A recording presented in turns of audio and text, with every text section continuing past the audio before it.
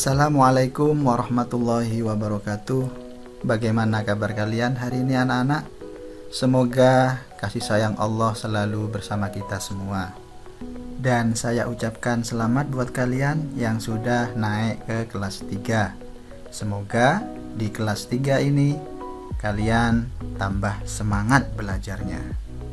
Anak-anak yang Pak Guru banggakan, kita tahu bahwa hari ini wabah virus corona masih belum beranjak di sekitar kita. Oleh karena itu, di masa darurat ini kita harus pandai-pandai menjaga diri. Selalu menerapkan protokol kesehatan dengan 5M, yaitu mencuci tangan pakai sabun dengan air mengalir, memakai masker, menjaga jarak, menjauhi kerumunan, dan membatasi mobilisasi dan interaksi seperti pembelajaran yang kita lakukan saat ini. Oleh karena belum berakhirnya wabah virus corona ini, maka pembelajaran kita lakukan jarak jauh atau pembelajaran dari rumah. Salah satunya yaitu melalui video pembelajaran yang kalian saksikan saat ini. Tetap semangat, jaga kesehatan, dan selamat belajar.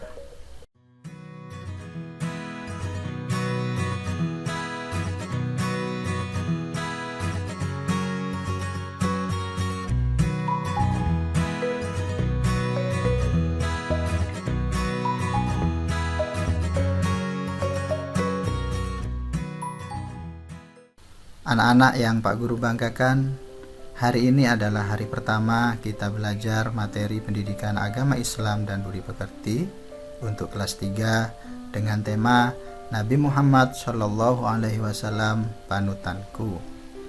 Adapun tujuan pembelajaran kita kali ini, yang pertama dapat memahami kisah singkat keteladanan Nabi Muhammad SAW. Yang kedua, menjelaskan sikap percaya diri dari kisah keteladanan Nabi Muhammad SAW. Yang ketiga, dapat menyebutkan pesan hadis yang terkait dengan sikap percaya diri.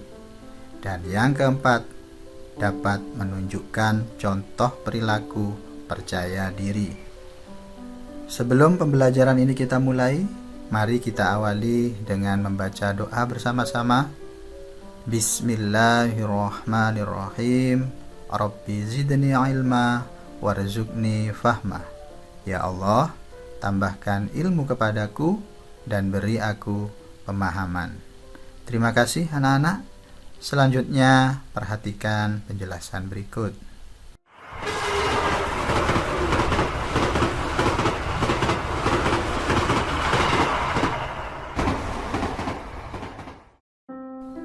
Anak-anak yang Pak Guru banggakan, coba kalian perhatikan tulisan yang berada di atas gerbong kereta api.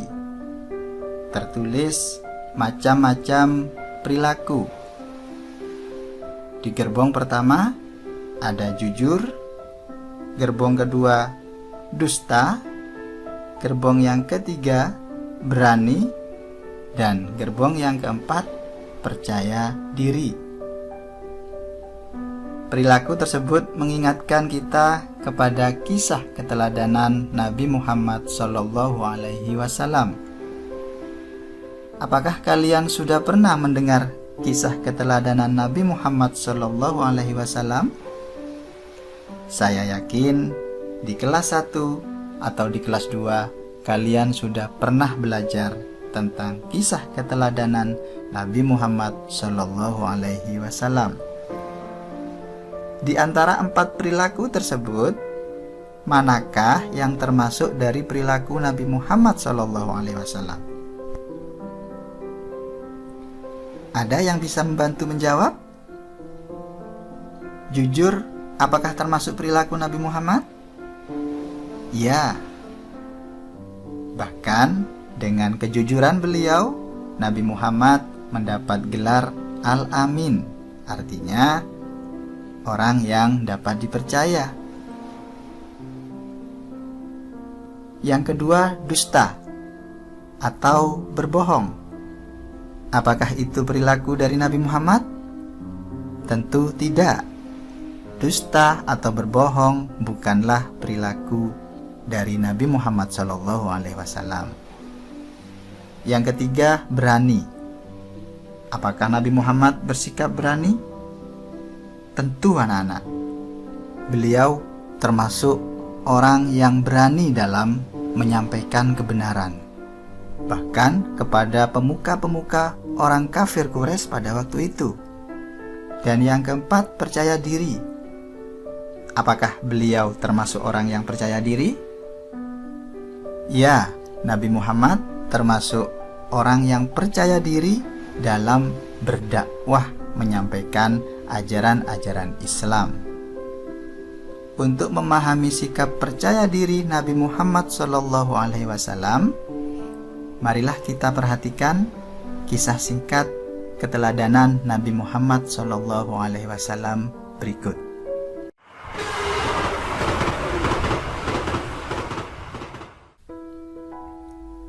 Nabi Muhammad SAW lahir dalam keadaan yatim. Ayah beliau, Abdullah, wafat ketika Nabi masih dalam kandungan. Beliau dibesarkan oleh seorang ibu yang bernama Aminah.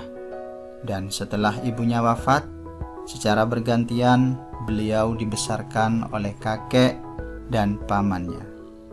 Seiring dengan berjalannya waktu, ketika Nabi Muhammad SAW berusia 40 tahun, beliau diperintah oleh Allah berdakwah mensyiarkan agama Islam. Beliau diutus oleh Allah untuk menyempurnakan akhlak kepada orang-orang kafir Quraisy yang pada waktu itu akhlaknya jauh menyimpang dari ajaran Islam. Lantas, apakah dakwah beliau berhasil?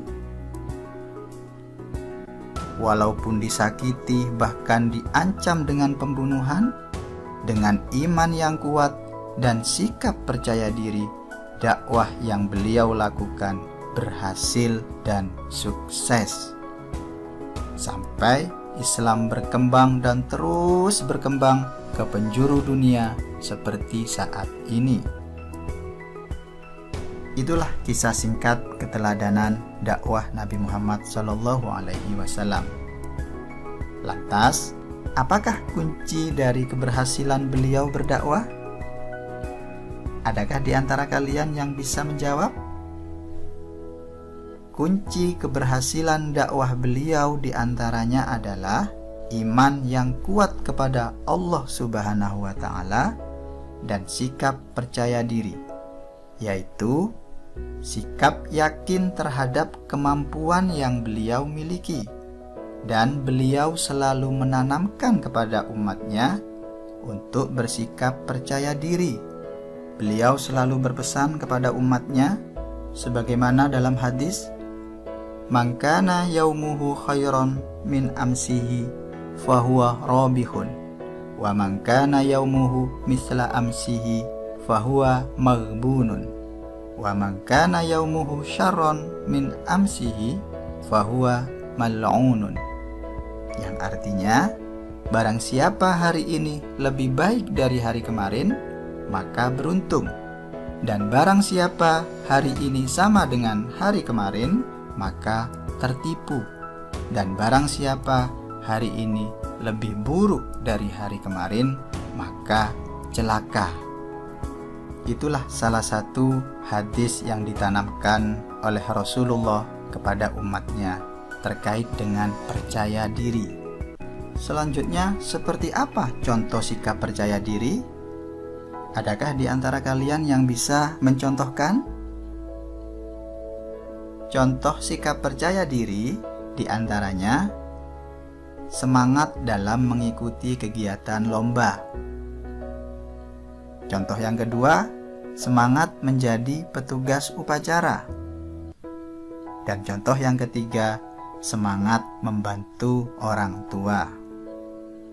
Itulah contoh dari sikap percaya diri.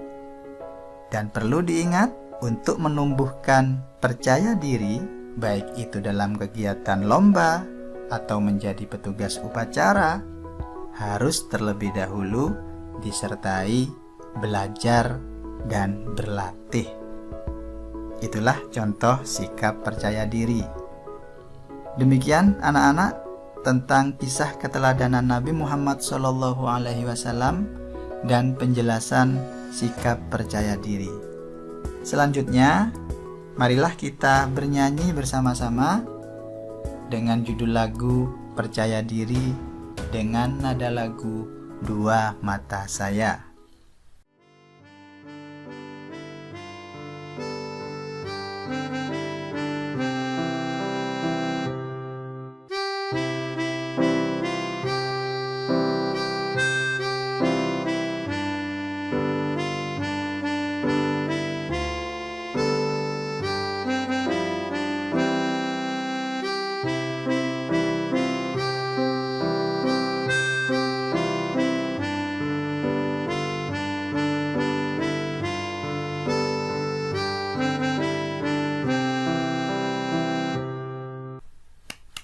Wah, saya yakin suara kalian pasti merdu. Sebelum pembelajaran ini kita akhiri, tugas untuk kalian sebagai evaluasi pembelajaran kita kali ini, berikut tugasnya. Ada 5 soal yang harus kalian kerjakan, yaitu dengan cara disalin ke buku tulis, dijawab, dan difoto. Setelah itu dikirim ke WA pribadi Pak Guru. Itulah tugas untuk kalian anak-anak. Untuk lebih memahami materi ini, silahkan kalian baca buku di rumah. Dan dari Pak Guru, kurang lebihnya mohon maaf. Marilah kita akhiri pembelajaran ini dengan bacaan hamdalah bersama-sama. Alhamdulillahirabbil alamin. Kurang lebihnya mohon maaf. Wassalamualaikum warahmatullahi wabarakatuh.